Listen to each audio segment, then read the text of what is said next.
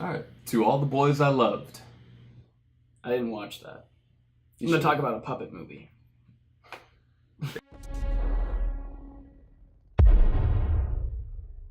All right. Today I'm going to review To All the Boys I Loved on Netflix, the movie that just recently came out.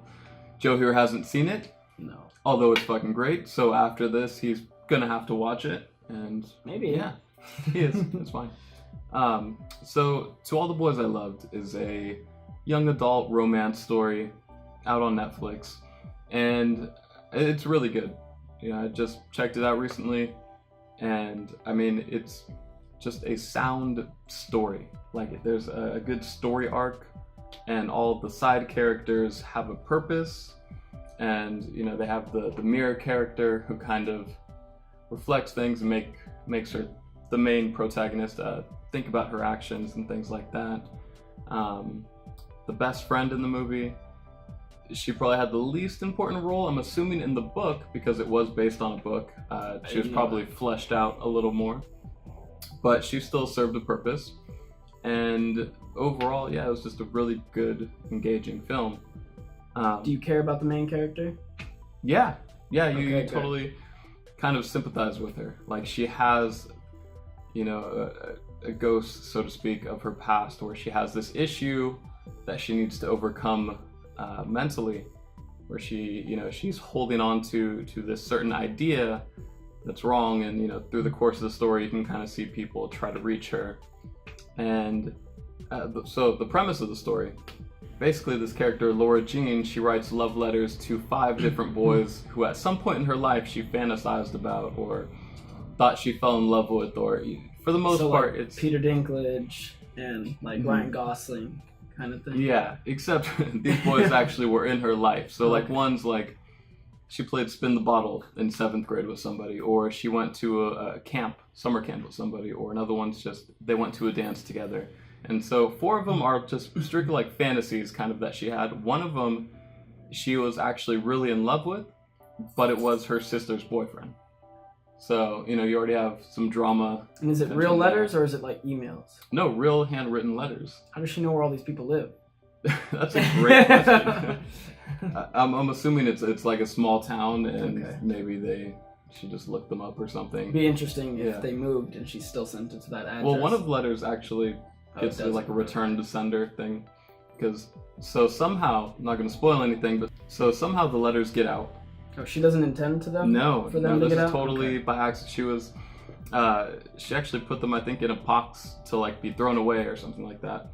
And then so they get out, and a couple of the boys receive the letters who go to her high school, and so they approach her, you know, and start talking about that, and that's when the story really takes off. The director, Susan Johnson, does a great job of just making so many of the frames very cinematic. I don't know if that's cheesy to say, but there's a lot of colors, and a lot of times they'll go really close up and straight, like directly in front of the character who's speaking, and there'll be like bright colors behind, and it almost looks like a good picture, you know. Okay. And just the way it's done. Well, it's Netflix, really well. so I mean, Yeah. budget's probably pretty high.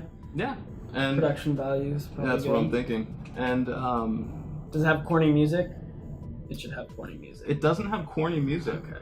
But Okay. it has like, you know, an ambient kind of sound in the background Yeah. at times. The main actress is Lana Connor, and she does a great job. You know, she's very likable. You kind of want to root for her, and you see things from her point of view. You understand why she does the things she does. Like I said, it's a very technically sound story. Like, you could tell it's based off a novel. You know, it's based off a book series by Jenny Han, and there's 3 books in the series. And so I'm assuming, because it seems pretty successful, that they're gonna make more. You know, at least I would think so. Is this like a one-off story, or can they continue it with a sequel? No, so it ends kind of with the cliffhanger. Okay. Like, I shouldn't say cliffhanger. Like, the main plot thread Ends? it ends and it's satisfied, but then something else pops up at the end, Yeah. and so you can totally see that there's going to be room to make more.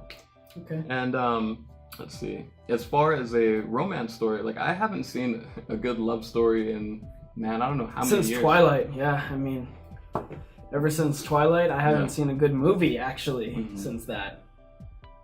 But but yeah. So I mean, Also, Twilight's coming to theaters next month, by the way, for Is 2 it? days. Yeah. why?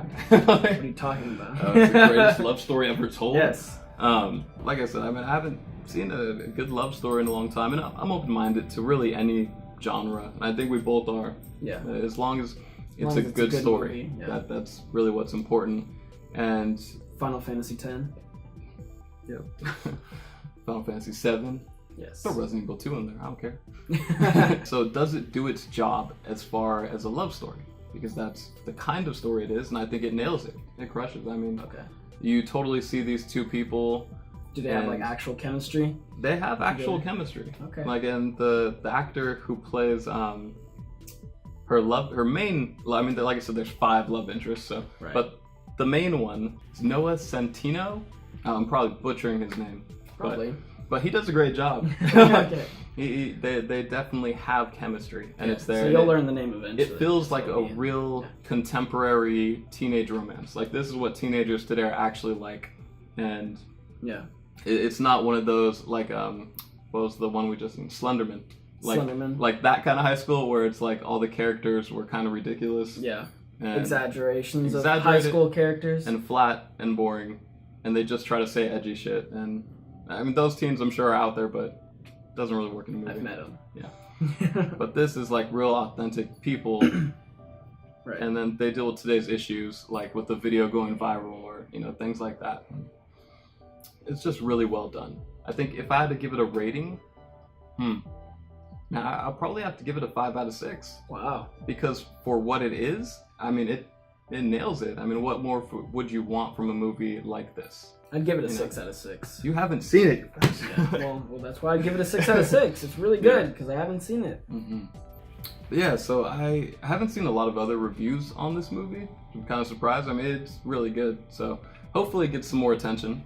But Yeah, I haven't heard Mhm. much about it until Yeah, my the- coworkers started screaming at me about Yeah. it. They told me to watch it, and so my brother did.